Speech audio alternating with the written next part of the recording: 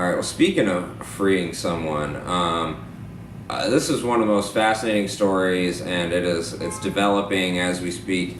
Out in England, Eniola Aluko is pretty much becoming the Colin Kaepernick of the British women's national team over there. Okay. She has 102 caps, and in 2016, she was kicked off the team for unsubstantiated claims of bullying from her coach.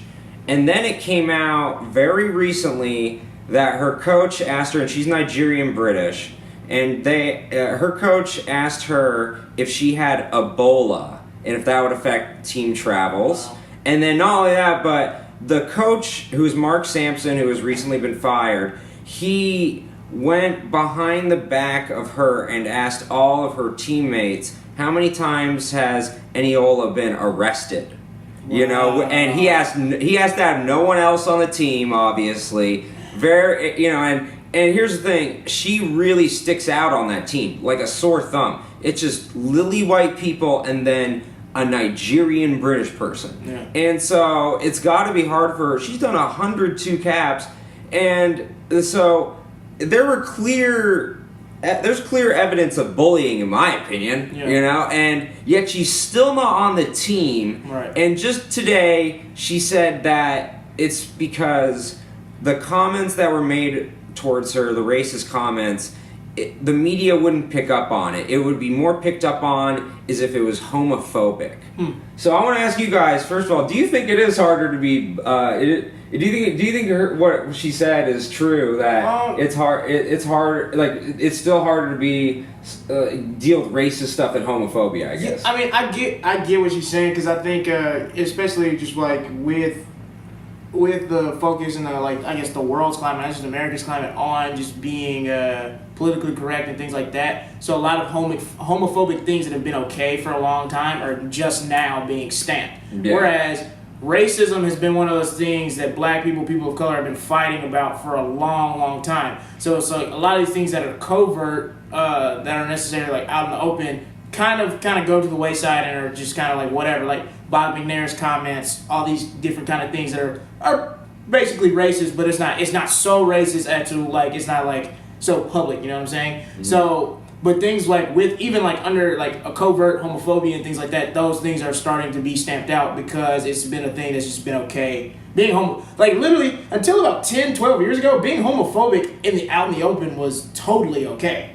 Like you could say, I don't want to say the word on the air, but the F word, and you can make jokes about gay people and things like that. It's not Kobe. The Kobe was an encapsulation of that. Like he called the referee the F. He called the referee the F word, and the thing is, pretty much it had been the norm, but because he was so big, he was the first one to they made an example out of it. Yeah, exactly. And so and it sucks for her because it's just like. You're already being a professional athlete is already so hard, and then you add in the fact of having to deal with racism on your job, and it's just like Russ can attest to this. Not even being a professional athlete, just a black person on a regular job. You're already working the job. You're already doing all these things. Now you got to deal with racism from your boss, and it seems like sports is a money thing, so it's an old white man's business, and so it's just like. You can't really bring an old white man down when his boss is an old white man and the team is owned by an old white man. So it's like, what can you really do? There's nothing older and whiter and more powerful than England. Yeah, that's where we started. You know, King George and everything. I mean, this is tough because, football in Europe in general, they've had campaigns that say no to racism for a reason because they've had a lot more racist stuff at their games than we do at our games, to be fair. Yeah. To be fair. And like, so it's got to be tough for her, and she's done 100 international caps.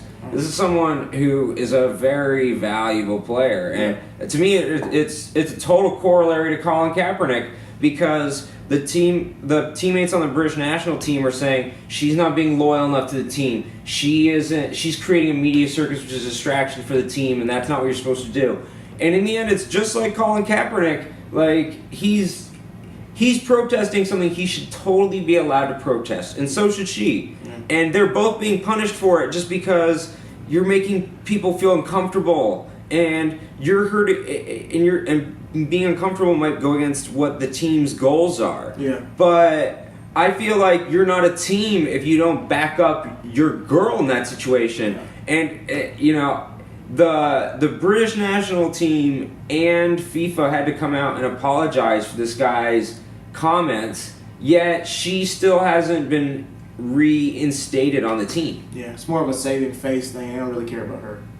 Honestly, it might be, if you think about the teammate perspective, it might be worse than Colin Kaepernick's situation in San Francisco, because if you think about it, Colin Kaepernick was supported by 99% of his teammates in San Francisco, even best teammate award his last year in France. So, right. I mean, this situation, as far as teammates are concerned, wayward. Yeah, and ironically, one of the women who made the comment was named Lucy Bronze, who's on the team, and she, I totally didn't agree with what she was saying. I felt like she threw her teammate under the bus. Yeah. And to me, if I'm Lucy Bronze's teammate, do I know she has my back in a tough situation? Yeah. I don't know. And so I am in full support of Eniola, who, to have to go through something institutional like that where your coach is against you. Right. And she was still I thought, very classy in saying, into Lucy Bronze's comments, she was just like,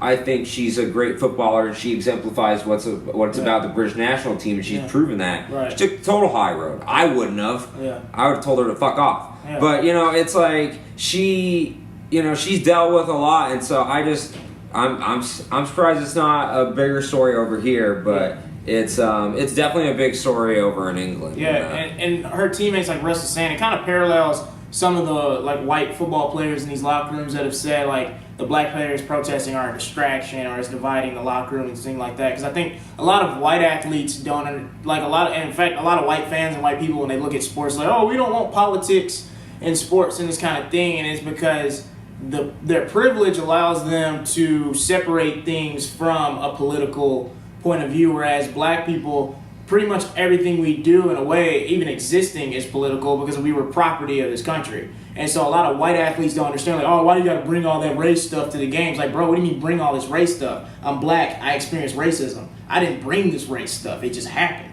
And so when black people address these things, we're bringing a distraction to a game that everybody just enjoys. And it's crazy to me how people complain I just want to watch the game. Okay, well, I just don't want to deal with racism anymore. And I feel really bad for her that her teammates probably look at her you're bringing a distraction. No, I just showed up and I'm black and the coach was racist. I didn't make this happen. And a lot of times when people of color and black people protest or bring up racism, they say you're playing the race card, when in actuality you're just reacting to a system white people have already created. So it's just if you don't want black people or people of color to complain about racism, stop racism. That would be great, Yeah, and honestly, I'm pretty detached from the situation. I'm not black, I'm not gay, and I recognize that both being black and gay, it's you're born that way, it's not a choice. But if you told me, what would you rather be? What would be least scary? Neither. I would choose gay 100 times out of 100. Okay, it's an easier road. I would take the dick away way quicker than take the mental linen, because look, it's still harder to be black in America than being gay, or even not in America. This part where I wanted to show is that cross-culturally, the African experience is racism, prejudice, and institutionally, it's bent against you, and so it's just. I just wanted to show that it's not just America. Not that it helps us anyway. I'm just saying it's a problem everywhere. Yeah, I can only imagine being black and gay.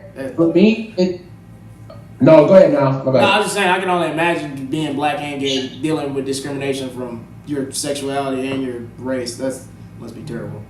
Yeah, it's crazy. You still see, and Aaron, you talking about which one is worse. I think they're both awful sometimes, because you see on the news people still get killed for being gay. You saw that little boy? Yeah, his dad killed him. I cried a little bit reading that, man. That kid was 14 years old and he said he thought he was gay and his dad killed him. Thought he was gay. Yeah.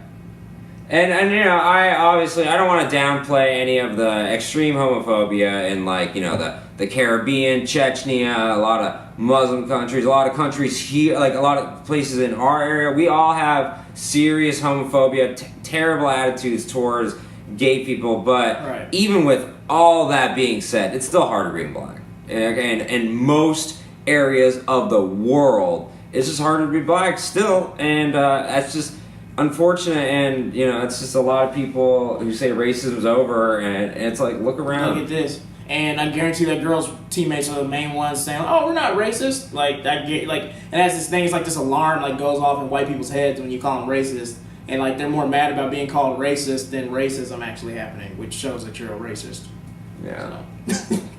That's well said. All right, so we are gonna go to a commercial break. You're gonna see a commercial for a show hosted by Niles Abston himself, Secret Black People Meeting, and we'll be right back.